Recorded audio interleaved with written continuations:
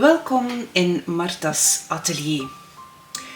In deze video wil ik het hebben over kleurschema's. Wat zijn dit nu? Wel, het zijn een soort strategieën die we kunnen gebruiken in ons werk.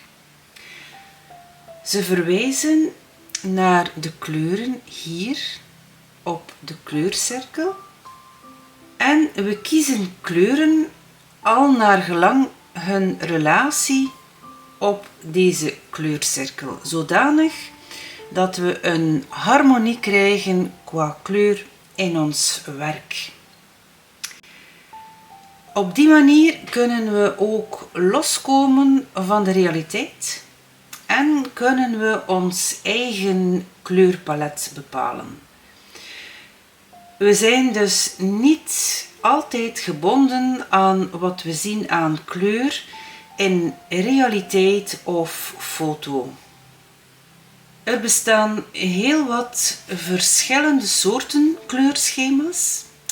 En een eerste, dat is het monochrome kleurschema. Wat is dit nu? Wel, je kiest één kleur op de kleurcirkel. Bijvoorbeeld de kleur blauw. Wat kan je nu doen met de kleur blauw? Wel, je kan verschillende soorten kleuren blauw gebruiken. Van die verschillende soorten blauwen, daar maak je dan verschillende soorten tonale waarden van. En je kan ook gaan variëren qua intensiteit. Dus dat kan je bereiken met het monochrome kleurschema. Dan heb je nog het analoge kleursysteem. En wat wil dit nu zeggen? Wel, als je bijvoorbeeld begint met het kleur blauw, dan kan je ook blauw-groen groen gebruiken. En eveneens blauw-violet, violet. Dus de kleuren in een analoog kleursysteem liggen allemaal naast elkaar op de kleurcirkel. Dit wil zeggen dat je reeds heel wat meer variatie in je werk kan brengen dan bij het monochrome kleursysteem. Dan heb je ook nog het complementaire kleurschema. Wat wil dit nu zeggen? Wel, een complement van blauw is bijvoorbeeld oranje. En oranje ligt pal tegenover blauw op de kleurcirkel. Dit wil zeggen dat oranje het complement is van blauw. Dus je kan in je werk blauw en oranje gebruiken. Je kan verschillende soorten blauw gebruiken, verschillende soorten oranje. Je kan ze onderling gaan mengen. Je kan variëren qua tonaliteit en qua intensiteit. Dus je kan al heel wat met die twee kleuren. Is trouwens een favoriet als ik schilder om het complementaire kleurpalet te gaan gebruiken. Dan kan je eveneens een complementair kleurschema gebruiken, maar je gaat hier het complementaire kleur gaan splitsen. Wat wil dit zeggen? Je gebruikt blauw. Daartegenover staat natuurlijk oranje als complementaire kleur, maar dit ga je gaan splitsen. Dus je gebruikt niet het zuivere oranje, maar je gebruikt rood-oranje en geel-oranje. Als ik nu naar de achterkant kijk van mijn kleurcirkel, dan zie ik hier staan dat als je blauw neemt, oranje complementair is aan blauw. Dus hier zie je complementary. Dit is het complementaire kleurschema dat ze aangeven. Maar je hebt ook een driehoek. Dus dit is hier waar je de complementaire kleuren splitst. Dus in geel-oranje en rood-oranje. Tezamen met blauw. Maar je hebt ook een triade en je hebt ook een tetrade. Een triade wil zeggen dat je dus 3 kleuren kunt gebruiken in je kleurschema. Ze tonen dit hier met deze driehoek.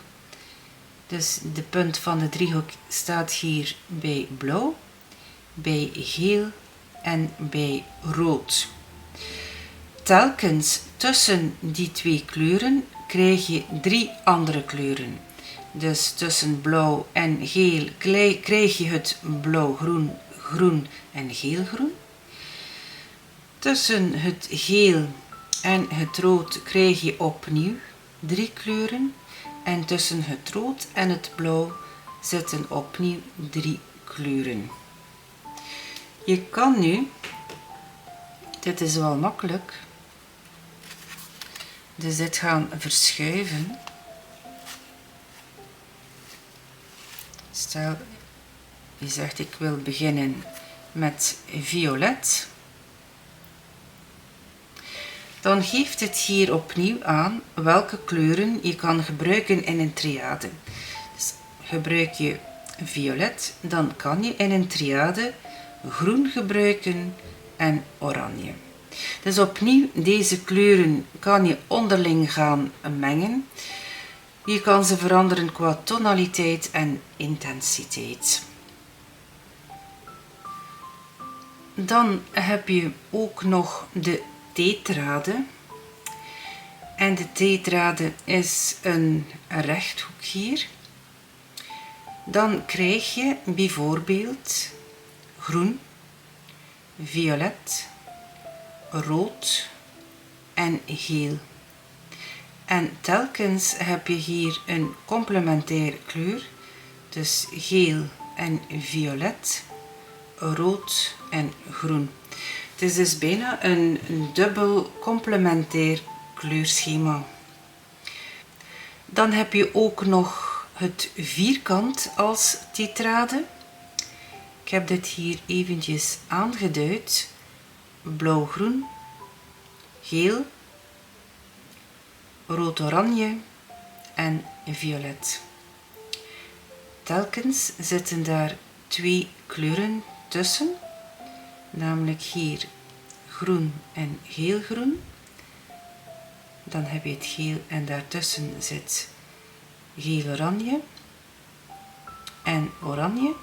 Dan heb je het rood-oranje wat je gebruikt en dan heb je daar 2 kleuren tussen, rood en rood-violet.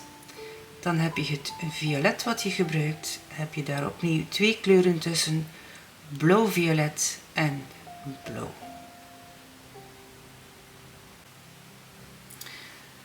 Er zijn nog heel wat andere soorten kleurschema's, maar voor mij zijn dit wel de belangrijkste. En je hebt al heel wat aan variatie wat je kan gebruiken in je werk als je reeds deze kleurschema's kan gebruiken. Ziezo mensen, dit was wat uitleg over wat we aan kleur kunnen gebruiken in ons werk. Hopelijk vonden jullie dit interessant en kunnen jullie dit inderdaad gaan toepassen in je eigen werk.